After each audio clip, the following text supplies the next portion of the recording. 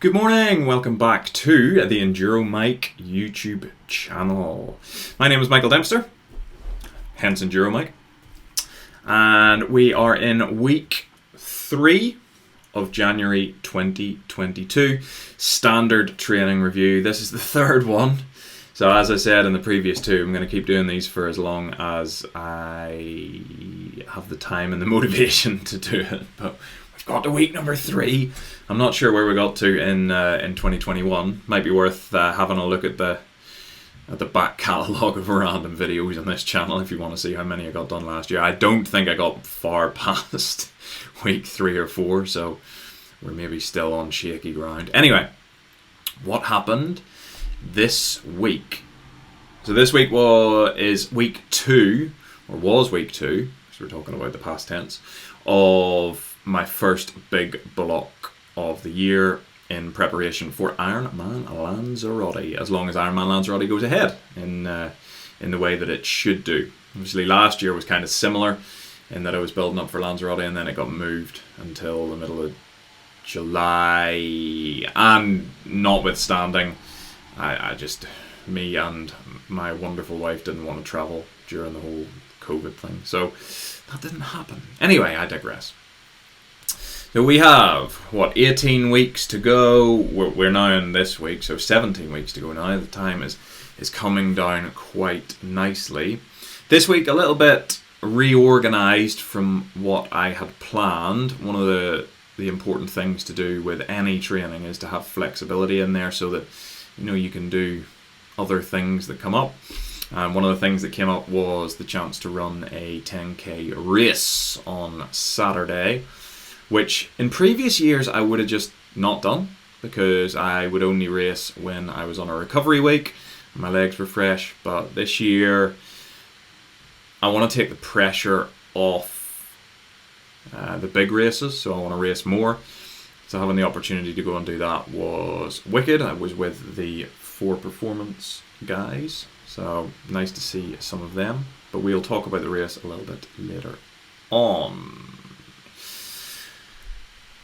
So we'll start off with some stats, Let's open up the stats for the week. Weight 81.1. Let me just have a look at what that was last week. I'm tracking it, but I'm not really tracking it that much. It's not on there. Genius, Michael. Well done. I'm not sure what it was last week. Is it on here? Let's have a look. 81.6 as an average last week, so 81.1 this week. So we've come down half a kilo there and thereabouts. So the way I'm doing my weights is I track it every day, which I'm gonna say now you probably shouldn't do. It's not a great way to track goals, especially like a weight loss goal, because it fluctuates quite a bit. But the reason why I'm doing that is it kind of interests me a little bit just to see how it changes over the week. So I generally have like a flow with Monday's my heaviest day, and then it drops a little bit to Tuesday, and then Tuesday, Wednesday stay pretty much the same, even though those are generally quite big training days for me. And then all of a sudden on a Friday it drops quite a lot. So if any of you have a weight loss goal out there, the worst thing that you can do is track it every single day, because you will then get caught up in the day-to-day on it.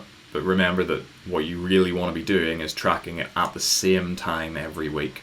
So pick a day, pick a time, and do it at the same time every time, because then it'll be balanced. So the one that I really focus on is the Friday morning weigh-in, because that's usually when I'm at my lightest. But what I've been doing is just averaging it. So if I put it all into, I use my MyFitnessPal. If I put it all into my MyFitnessPal, what happens is my Garmin app averages it out over the week, so it tells me what my average weight of the week was, which is quite a nice way to do it. So we've dropped from 81.6 to 81.1. What else have we got in here for the week? Blood pressure 119/59. It was 119/56 last week, so staying pretty static, which is nice. I mean, it always sits on the low side with that diastolic number, the diastolic number being the smaller one, when the heart is relaxed, so there's less pressure in the system. Vo2 Max Standard is 60. That's jumped up a lot this week, and that jumped up because of the race on Saturday. It jacked it right up through the roof. It was at 55, so it's jumped up by 5 points, which is nice. And my bike Vo2 has jumped up as well. It was 57 and has jumped to 59. Now, I know that these numbers are arbitrary and they aren't hugely accurate, although, as I've said in a previous video, whenever I actually go and test Vo2, it always sits around similar to what my Garmin app tells me. So for me, it's pretty accurate, but for others I know that it's wildly inaccurate. However, and this is a big however and it's worth remembering, it's pretty much always as inaccurate. So like if there's a 10% difference between your tested Vo2 Max and what your Garmin app says, that will generally maintain itself throughout. So if you see your numbers improving on the Garmin app, then you can say that your fitness is actually improving, because that percentage will stay pretty much equal, if that makes sense. Yeah? Hopefully it does. If it doesn't, just ask a question in the comments below and I'll clarify. So it's nice to see those increasing, and my resting heart rate 44. I think last week it was 45, 46. So it's getting around back down to sort of roughly where I like it to be. So let's look at some training in here. Monday, nothing to really talk about on Monday. Tempo swim block. I did start, or I have started adding in some drills. I hate doing drills. Anybody who's ever spoken to me about swimming will know that drills are like my least favorite thing to do. I very rarely do them. I know that I'm not the world's fastest swimmer, but I'm not bad, and my technique I've done a lot of work on, so I kind of feel like drills are okay, but I don't know whether I get that much benefit from them. However, what I have been finding is that I've been swimming too hard in my warm-ups and my cool-downs. So most of my training as a background is based roughly around doing 80% of the time in zone 3 and above. 80%, 20% of the time in zone 3 and above, and 80% in zone 1, zone 2. For those of you who've done the research into that is known as 80-20 training. What I've been finding with my swimming is that because I'm so badly disciplined in timings and stuff on swimming, that I've been swimming too hard in my warm-up and my cool-down, so I've started adding drills in just to keep myself under control. So if you want to know what drills I do, ask a question in the comments below and I'll do a video on them. Then 500 block of relatively hard work and a 500 block of zone 2, followed up by a cool down. My 500 block of zone 2 I did paddles and pull. Again, to kind of slow myself down, I've said it in the blog post, so if you want to read the blog post about this week's training, because you know this isn't boring enough for you, then I talk a little bit in that about swimming with paddles. And weirdly, I don't know if I'm the only person in the world that does this, but I swim slower with paddles than I do without. I know most people swim faster because you get a better catch. Maybe I get a better catch without them. I don't know. Dan from Swim for Try, if you watch this video, feel free to enlighten the world. And then a recovery run, which is nothing really to talk about. 30 minutes, easy. Zone 1. Trotting. Then we came to Tuesday. So Tuesday was an interesting one in that my long run for the week should have been here on Saturday. Right? If we look at last week, my long run for the week was Saturday. It should have been the same. I tried to move this week around a little bit because I wanted to run that race on Saturday. So, you know, a long run and a 10k are quite different beasts. So I moved it into the day where I thought it made the most sense to do it. Right? So that was Tuesday, so that then I had a few days to kind of freshen my legs up a little bit so that I could run well on Saturday, which we'll talk about later. Didn't really work. So last week I was saying that I felt really fatigued on the Monday. The week before it was the Sunday. This week it was the Tuesday, so it seems like that fatigue day is moving further away, which is a good thing. But I knew as soon as I started to run here that it just wasn't a great day, and I'm sure those of you who train regularly will understand this feeling where you just start running and you know that your legs feel heavy and you know that your body just isn't really moving that well and just things aren't really great. Now sometimes that feeling goes away and sometimes it doesn't. And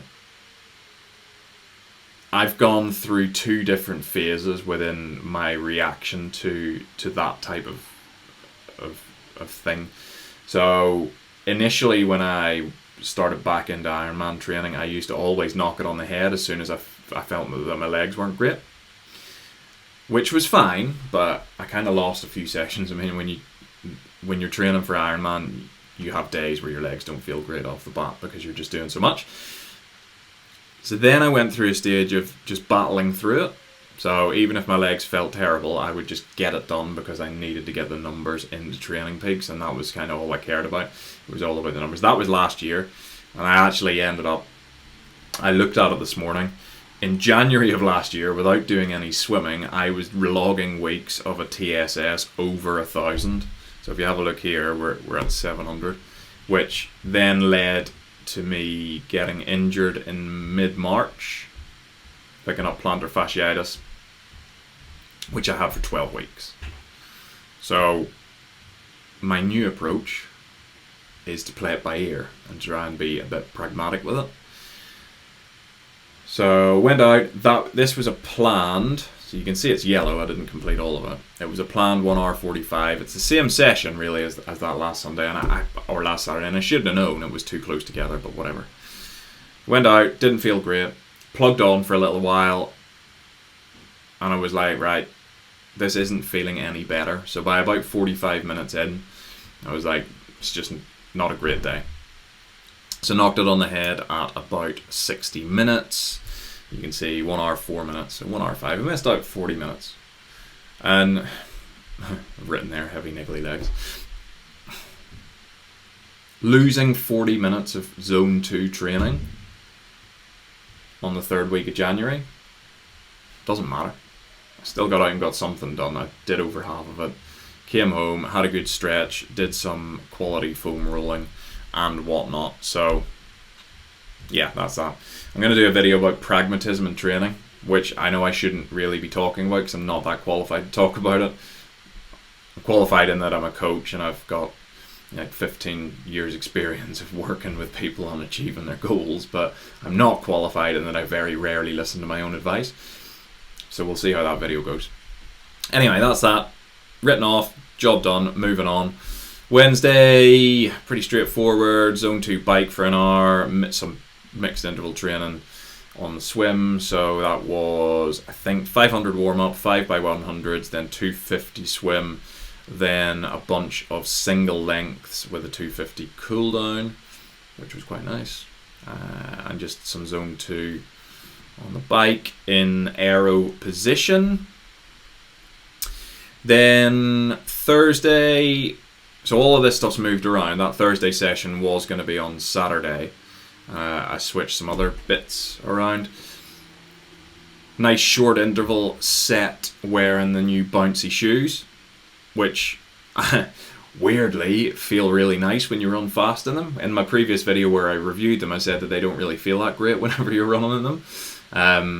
I was doing some zone 1 recovery in them then. Anyone would think that these things were designed for running fast in, weirdly enough, wouldn't they? Doing the short interval set, felt really good in them, so that was cool. Actually, legs felt really nice. So this session is a dead simple session.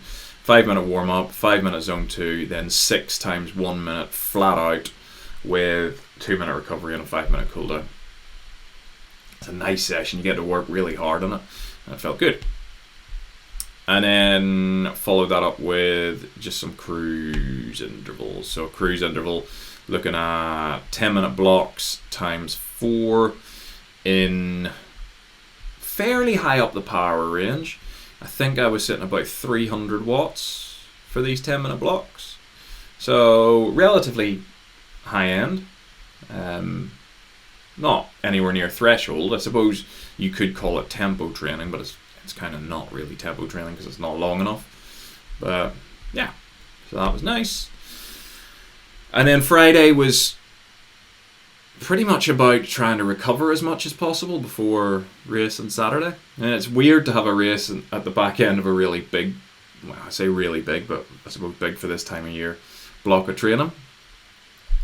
So just an hour and a quarter of zone 1 bike. I think I put on Strava Yawn Fest as the title for this. Very, very boring. Very boring. An hour and 15 minutes in zone 1, really. I probably should have gone out on the bike for that, to be honest. I probably would have got away with that. And then again, the longest swim that I've done this year in terms of single blocks. So a simple 300 warm up, 300 cool down, and then 1900 meter main set on that one. I'm not sure what paces I managed through that. Let's have a look. What have we got? So lap 1 was drills and stuff. So we got a pace of 202. So my 1900 came at 139. So 139 is not too bad for this time of year. I'm happy enough with that. And kind of as always, it's below what was planned because of my inability to swim where I was looking. But it's not too far. Like I planned 140, achieved 139. Anyway. And then Saturday. So Saturday 10k race. One of my previously stated goals, if you read the blog, was to achieve a sub 36 minute 10k this year. And it says on here 36:07, but actually it was 35 minutes 59 because I didn't stop my watch until afterwards. So that's one goal for the year achieved. Yes, by 1 second. Obviously that's wicked. I'm super happy to have managed to do that, but I kind of want to make it real. I think beating the goal by 1 second is fine. You can tick it off. I've done it, but I want to go more than 1 second under. I'd like it like a 35:45 to really say that I've run under 36 minutes. So that will be ongoing, but that 10k felt wicked. Like that's a PB for me, I think. I don't remember what my 10k times were from back in the day when I used to be like a middle to long distance runner back in my early 20s. I don't know why I don't remember, but I don't know whether I'll actually ever manage to get that fast. So pleased with that. Nice to catch up with John and all of the other 4 Performance guys, as I've said a few times now. And nice to be down in Stratford. I always find that the Olympic Park in Stratford is just so inspiring. You know, you're walking around, you've got the Olympic swimming pool, you've got the velodrome, and you know, well, you got West Ham's ground, but West Ham's football ground, which isn't that inspiring. Sorry to any West Ham fans, but you know, it's just, you can feel the achievement, I suppose, down there. Bit cheesy. And then I even managed to get my swim done. This swim, after I finished the race, I was like, I'm not going to bother swimming today. And then I was sitting about the house and I was like, I'll just go and get it done. So that got done, and finally finishing up yesterday with a nice solid bike ride. Interesting session, this one to do on the roads. So we have zone 1 warm up for 15 minutes, zone 2 then I suppose extended warm up, could you say, for 15 minutes. What's going on here? We're getting into I'm not going to change anything here. But then we got this sort of half-hour block of 1 minute blocks, you know, quite high, supra threshold, so over threshold for a minute with 2 minute recoveries. And then just a really long zone 2 block. It's a nice ride to do this, but you have to be kind of, if you're going to do it outside, you kind of have to think about what you're doing, because trying to ride over threshold round here is a bit difficult because it takes a little bit of time to get out into the countryside, and you know, with road undulations and all that kind of stuff, it's quite hard to do a very controlled effort. But if I come out of that and we have a look at, yeah, we'll get rid of that. If we actually have a look at the analysis of it, you'll see the differences in the power output. I looked at it afterwards and managed to get them all where they should be, but yeah, you can see the spikes here. But if you have a look, like from here onwards, so 429, then 375, then 269, so that must have been a bit downhill, or you know, coming into a town or something 391, 381, 372, then a 430. So they kind of undulate quite a lot, which is one of the reasons why for sessions like that, if that didn't have that massive then zone 2 block afterwards, I probably would have done that one on the watt bike because it's easier to control. You don't have those external things like hills and traffic and whatnot. So that was that.